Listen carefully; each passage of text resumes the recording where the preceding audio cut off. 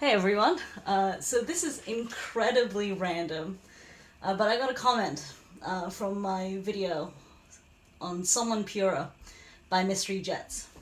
This is from like a billion years ago, and they were asking for a piano tutorial randomly. And I haven't heard my rendition of it in years. So I was actually really curious. I listened back, it's really not my finest work at all. So I'm genuinely can't even really remember the chords all that well. I just listened to it again. And I don't like my cover of it.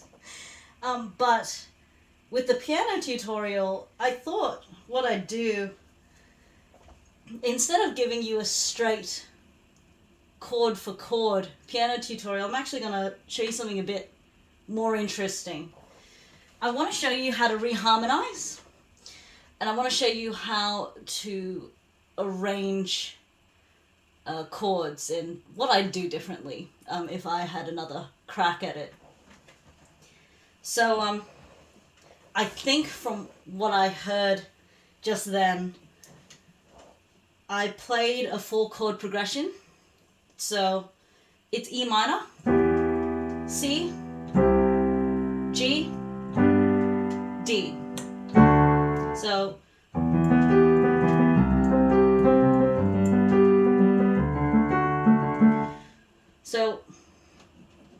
what you want to do, what I had done, I tried to make sure that I had inversion of chords where it would provide the least amount of movement between chords. So you'll notice that I've got this G.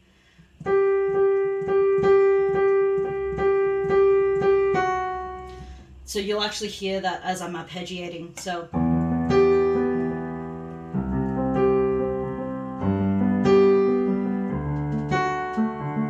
right. So I'm trying to have the least amount of movement with chords. So technically I've got second inversion for E minor, root position for C major, first inversion for G major, second inversion for D major. And then I arpeggiate it so that I've got that the G, F sharp as the top voice. So I try to keep the root of the chord in the left hand. Since the third of the chord is that final top note, I'll put the fifth in the middle. So now for least amount of movement, I'm gonna go root again, root in the left hand. Least amount of movement. Then root again in the left hand. I could do, but the problem is if I did C and then G, I've got parallel fifths effectively, and that sounds really hollow, so you don't really want that. So you've got, I've got that third in the chord, and then for the D. I don't like that. I think what I did was, looking at the Google chords, I'm not playing the original, so I've reharmonized things. I figured out that these 4 chords work with the melody.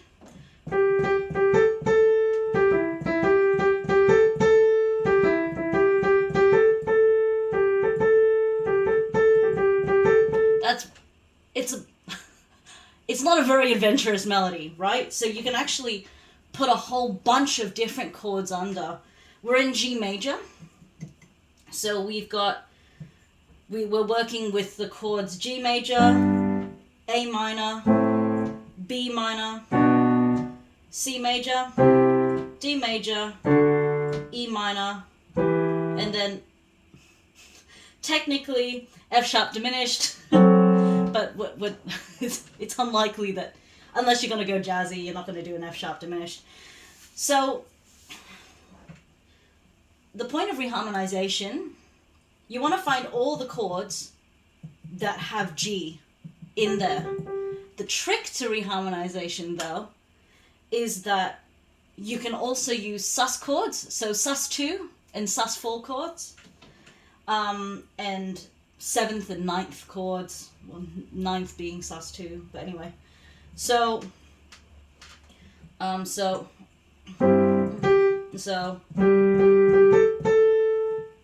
want to reharmonize that, right? The original I've got is E minor and then C. That's cool. Well, what else could we do? We could do a C sus2. Okay. That's a B minor 7. So you can actually play around with like a whole bunch of different extended chords. Alternatively, instead of B minor 7, could it be D sus? E sus?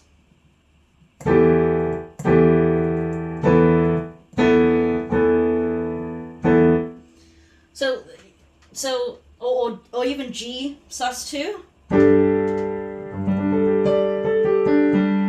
I think if I were retaking this this rendition, if I were to cover it again, I'd be far more adventurous with the reharmonization of the chords. With arpeggiating, I actually went really basic. I already talked you through it. But something that I've actually grown to really enjoy is finding a riff that I can play consistently on the right hand and have the bass change on the left. So, okay, I'm just making this up right now. I'm just trying to figure out what I'm doing. So.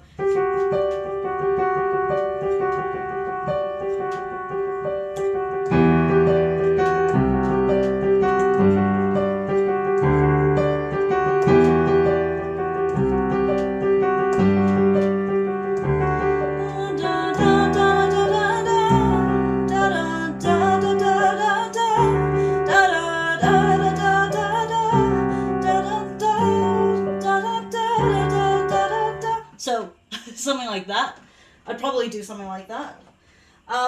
Alternatively, something as well to consider when you're covering songs is, I actually, when I covered it originally, I tried to keep the feel of the original song. But if you can find your own voice in it, it's actually really cool.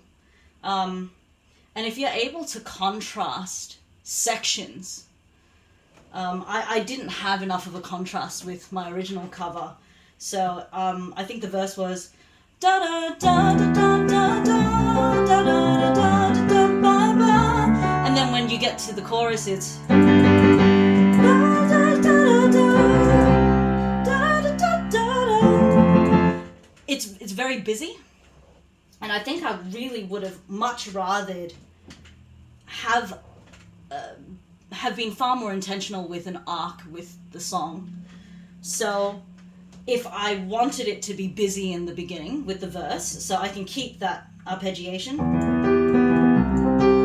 for the verse, and then in the chorus, oh my dear one. Da da ba ba da da da da. So just something that could change up the feel between sections. I think I'd do that. But there's just some things to consider. I really this is probably not the piano tutorial you want, but I think just considering how to make your cover stand out and rearrange I think the first thing to do would be to strip everything back to the basics of the melody and think about reharmonizing that melody, finding other chords other than what is on guitar tab or whatever. Figure out, okay, if this is my very basic melody, what can I do? What other chords can I put under it to make it sound way more interesting, way more unique? Is there a riff that I can do where it could be really engaging or catchy? And then, to create contrasting sections, I think is, to be honest, something that I think would be far more important to a piano, this is ad hoc piano tutorial, than what I had originally done. I would not recommend doing what I had originally done. I don't particularly like it. But thank you for asking for a piano tutorial. I'm really sorry if this wasn't particularly helpful to you, if this is not something that you wanted. But I just thought, maybe this could be something that would be interesting. So thanks for requesting that. And yeah, good luck.